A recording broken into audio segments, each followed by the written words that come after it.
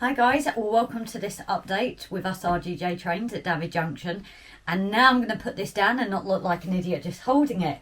So anyway guys, lots to do again this week. Those on my live will have seen that our mountains are really starting to come alive. We've also got the hills to do, which will probably be later on in the week. But the priority for us, I think, this week is getting on with the mountains to get them finished, to get them back in their home, because we need that there for the top line to be sorted again, basically, because of the viaduct as well. And then Rob is hopefully going to finish the last bit of ballasting, and then we can get our bottom line running as well. But first things first is my mountains.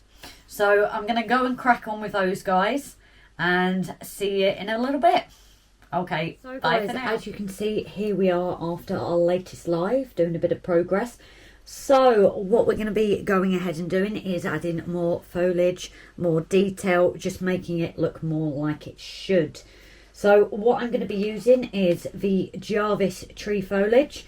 Now I've got the number 2 mid green here and the number 1 light green. So we originally had the number 3, the dark green. However, when you look at it compared to all the others, to us, especially in real life, it just looks very bright and just fake. So we weren't quite happy with that. But a big thank you to our viewers on the live is saying using scatter. And that originally was the number 3, the dark green, but it certainly looks more now like the number 2. So I will definitely be using scatter to try and bring those down. However, guys, this is where I need your help. I have this scatter, and unfortunately I just got it in a little bag, no packaging or anything, so I don't know what it is or where it's from. I'm wondering if we can use the collective family here, and you guys might be able to help tell me. Now, there's like almost like the little mock leaves in here. I couldn't see that in focus. Possibly if people need a picture we can help. But that was fantastic. It wasn't too fine and it's covered brilliantly. And I'd like some more if you guys can help me find it. So anyway, guys, I'm going to crack on. I've got my PVA glue here as well and the tufts. I'm going to crack on and try and get this looking completely lifelike like I want. Okay, guys, see you in a bit.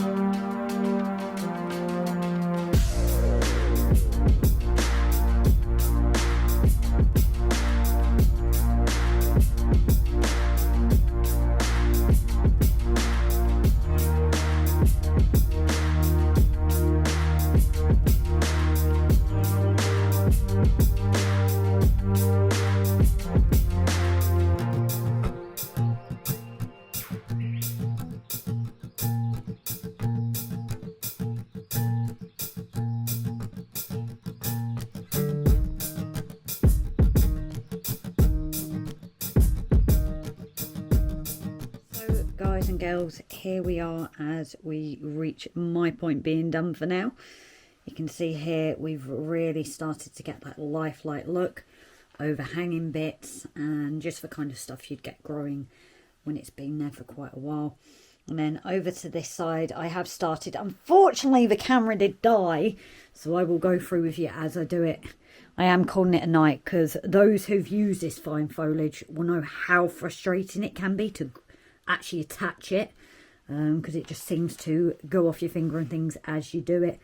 But I've stretched it out and put it out, just looking that kind of illusion that it's, you know, grown up from the ground or out of the chimney just with the age. There we go, would help if it was in focus.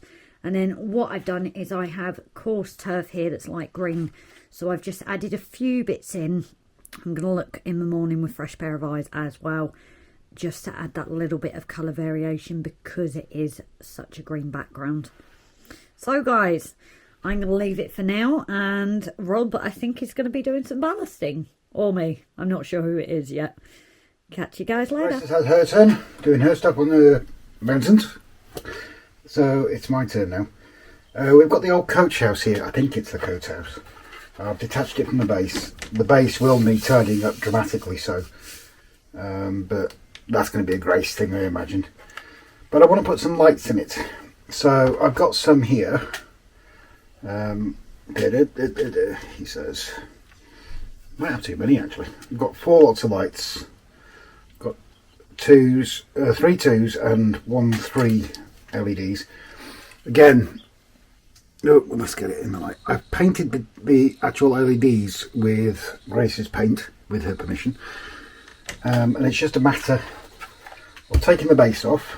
I've got several rooms here. I am tempted to turn one of the lights upside down, poke a hole in there so it actually lights the top up. Now when it sits, it's going to be facing, that's going to be the back wall here, back wall of the shed. So I'm not too worried about lighting that end up. It's going to be the front and here somewhere that needs to be lit up. So that's what I'm going to do, is get these wired up with the LEDs. And, oh, I can barely see that. Something else I have just thought of, instead of having 2 lots of lights, you know, like this, I want a light in here and want it to go in upstairs. What I could do is stick the light down and then just cut a hole so I get light bleed through to the upstairs. So I might try that with one, because at the end of the day it's a tired old building. This is an experiment. I'm full of experiments on it. I can always replace this and just give Grace another kit to build. So yeah, I think I'm going to have a go at that.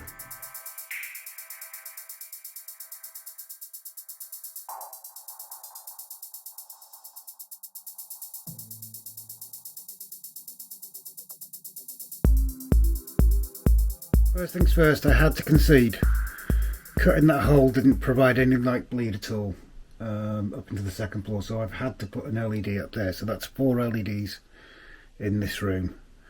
I've just got it connected at the moment to this little 3-volt battery pack that came with the windmill that Roger sent us, which is now hardwired.